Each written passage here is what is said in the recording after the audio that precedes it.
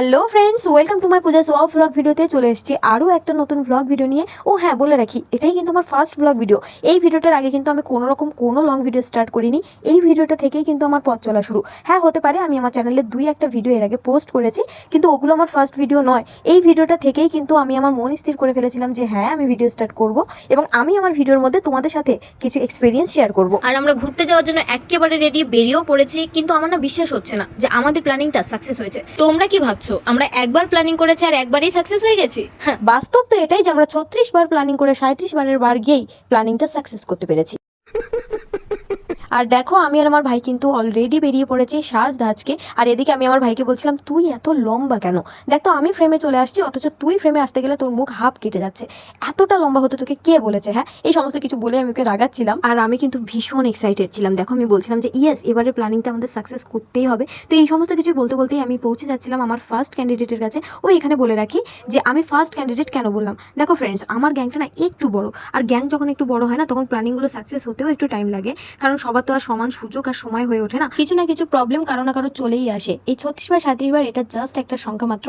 আমাদের এরকম 1000 বার প্ল্যানিং হয়ে গেছে, 1000 বার ক্যান্সেল হয়ে গেছে, কিন্তু ভেঙে পড়লে চলবে না। আমি মনে করি প্ল্যানিং ততক্ষণ করে যাওয়া উচিত যতক্ষণ এই প্ল্যানিংটা সাকসেস হচ্ছে। আর একবার যদি প্ল্যানিংটা সাকসেস হয়ে যায় না ফ্রেন্ডস, তাহলে কিন্তু দ্বিগুণ মজা এই বড় গ্যাংগুলোতেই হয়। আর দেখো, লজ্জায় মুখটা ঢেকে নেয়, কারণ আমি আগেই বলেছি যে এটা আমার ফার্স্ট ভিডিও। তো ভিডিও করতে দেখেও মুখটা ঢেকে নেয় লজ্জা পেয়ে।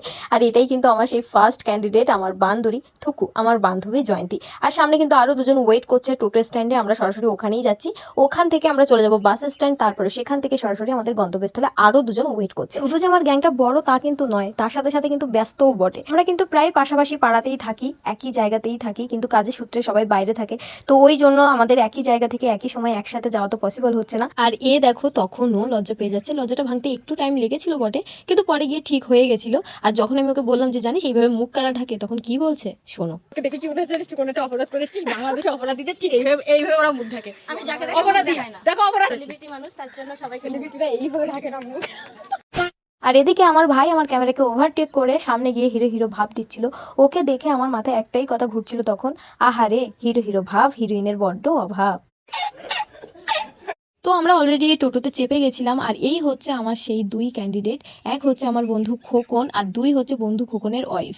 তো যেহেতু আমরা যেখানেই ঘুরতে যাই আমরা একসাথেই যাই, তো ও আমাদের ফ্রেন্ড গ্রুপে অ্যাড হয়ে গেছে। আর এদের ট্যালেন্টের কথা কি বলবো আলাদা করে ফ্রেন্ডস, এদের ভিতরে তো ট্যালেন্ট একেবারে খুঁটকে ভরা। এরা নাকি চুইংগামের প্যাকেট দিয়ে গোলাপ ফুল বানিয়ে দেখাবে, কিন্তু শেষ পর্যন্ত সেটা আর হয়ে উঠলো না। আর এই চুইংগামের প্যাকেট এদেরকে দিয়ে দিল ধোকা।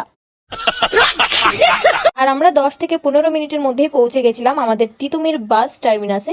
এখান থেকেই আমরা আমাদের বাসটা ধরবো, আর আমরা সেই দিকে এগোচ্ছিলাম আমাদের বাসের দিকে। কিন্তু যেটা দেখে আমি পুরো থতমত খেয়ে যাই ফ্রেন্ড, সেটা হচ্ছে আমরা স্ট্যান্ড থেকেই বাসে উঠবো, অথচ বাসটা একেবারেই ফুল ছিল, একটা সিটও ফাঁকা ছিল না। আর তোমরা দেখতে পাচ্ছ আমরা এক জায়গাতেই দাঁড়িয়ে আছি, আর পেছন দিকে একেবারে ঠাসা ভিড়। তাতে আমার কি? আমার তো এই সময় পেট ব্যথা, মাথা ব্যথা, যন্ত্রণা, দুঃখ, কষ্ট সব কিছু উড়ে যাবে, কারণ আমি আছি কাদের সাথে? আমি আছি আমার ফ্রেন্ডসদের সাথে। কিন্তু এই জায়গাটা যদি আমার মা, আমার বাবা কিংবা আমার থেকে বড় কোনো গার্জিয়ানদের সঙ্গে আমি যদি এই ট্রাভেলটা করতাম, তাহলে এতক্ষণে আমার সব রকমের প্রবলেম সামনে আসতে শুরু করে দিত। এটা সবার সাথে হয় কিনা আমি জানি না ফ্রেন্ডস, কিন্তু এরকম ঘটনা আমার সাথে প্রায়ই ঘটতে থাকে। এর একটা কারণ হতে পারে, যখন আমি আমার ফ্রেন্ডসদের সাথে ঘুরতে বেরোই, তখন হয়তো আমার ব্রেন আর আমার মন দুটোই আমাকে সংকেত দিতে থাকে যে দেখ পূজা, তুই কিন্তু তোর ফ্রেন্ডসদের সাথে বেরিয়েছিস, যদি তুই অসুস্থ হয়ে পড়িস তাহলে ওরা ভয় পেয়ে যাবে আর সামলাতে পারবে না, তাই তোকে স্ট্রং থাকতে হবে। আর যখন আমি আমার বাবা মায়ের সাথে বেরোই, তখন হয়তো অতটা স্ট্রং থাকার প্রয়োজন পড়ে না, যেহেতু তারা বড় আর আমাকে ঠিক সামলে নেবে। তো এটাও একটা কারণ হতে পারে। আরেকটা কথা, বাবা মায়ের সামনে না প্রত্যেকটা ছেলে মেয়ে কম বেশি দুর্বল হয়েই যায়। তো আমিও হয়তো সেই দলেই পড়ি, বাবা মায়ের সামনে অতটা স্ট্রং থাকার আমার প্রয়োজন পড়ে না। তবে হ্যাঁ, এই দিক দিয়ে কিন্তু আমার ফ্রেন্ডসদেরকে একদম কম ভাবলে হবে না। ওরা প্রচন্ড কেয়ারিং, কারণ ওরা জানে যে আমার জার্নিংয়ে একটু প্রবলেম হয়, তো ওরা সেই দিক দিয়ে আমার প্রচন্ড খেয়াল রাখে, তাই ওদের সামনে অতটাও স্ট্রং থাকার প্রয়োজন পড়ে না। আর আমরা প্রায় 1.5 থেকে 2 ঘন্টা দাঁড়ানোর পর ফাইনালি বসার জায়গা পেয়েছি, কিন্তু আমাদের কপালে বেশিক্ষণ সুখ হয়নি, আমাদের তার পরপরই নেমে যেতে হয়েছিল। আর আমরা পৌঁছে গেলাম আমাদের গন্তব্যস্থলে। আর কি গন্তব্যস্থল করছি বলো, তোমরা এতক্ষণ এই লোকেশন দেখে অবশ্যই বুঝেই গেছো যে আমরা এক্স্যাক্টলি কোথায় এসেছি। একদম ঠিক ধরেছো, আমরা বাবুঘাটে এসেছি। এটা ধরে আমাদের এখানে দুবার আসা হলো। আমিও জানি এখানে দেখার মতো তো কিছু নেই, কিন্তু আবার অনেক কিছু দেখারও আছে। বাস শুধু ওই জায়গাটা স্কিপ করে গেলে না বাকি আর পুরো জায়গাটা অসম্ভব সুন্দর। তবে দ্বিতীয়বার আমাদের এখানে আসার আরো একটা কারণ আছে, সেটা তোমাদেরকে অবশ্যই জানাবো। তার আগে চলো ভেতরে যাই। আর ভেতরে ঢুকেই কিন্তু সব থেকে প্রথমে আগে চোখে পড়ে এই সুন্দর মন্দিরটির নাম শ্রী শ্রী গঙ্গেশ্বর মহাদেব মন্দির। এখানে কিন্তু অনেকগুলো ঠাকুরের আসনের পাশাপাশি আছে শিবলিঙ্গ।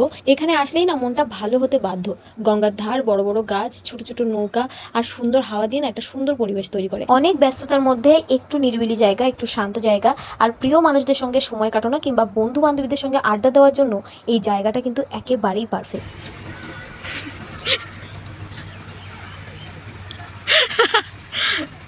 আচ্ছা, আর এই জায়গাটাতে না কোনো বাদর ছিল না, কিন্তু আমার ভাই এসে সেটা পূরণ করে দিয়েছে। তো আমরা সামনের দিকে এগিয়ে যাচ্ছি, কারণ ওরা সামনেই বসে আছে। তারপর একসঙ্গে হয়ে আমরা পুরো জায়গাটা একবার ঘুরে দেখব।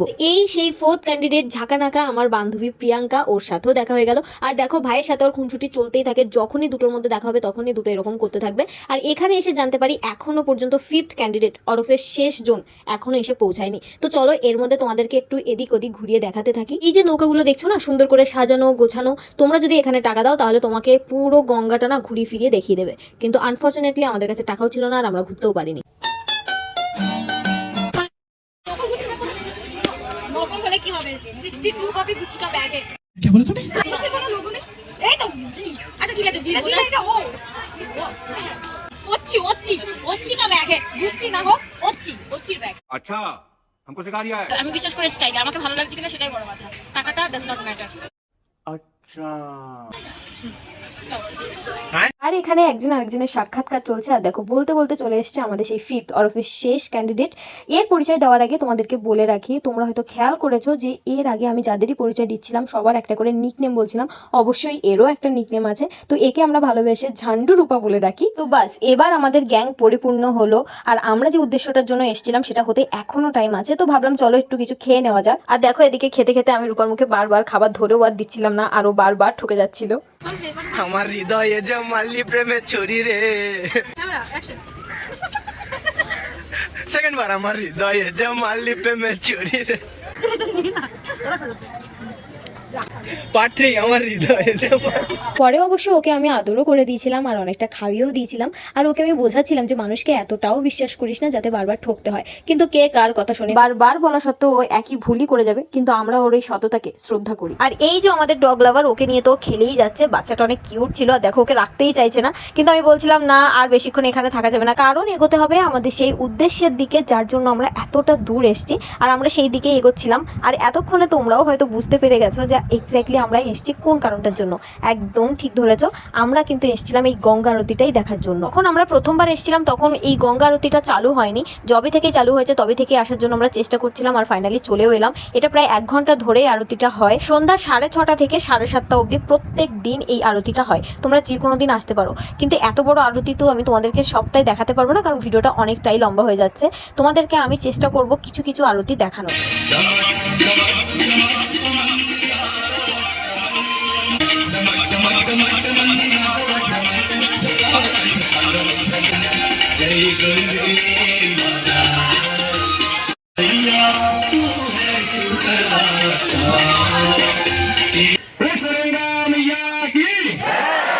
আরতিটা দেখতে কিন্তু হাজার হাজার মানুষের ভিড় জমে। আর এখানে এসে আমি একটা জিনিস অনুভব করেছি যে তোমার মন যতই খারাপ আর যতই অশান্ত থাকুক না কেন, এখানে আসলে তোমার মন শান্ত হতে বাধ্য। এক কথায় অসম্ভব সুন্দর একটা দৃশ্য।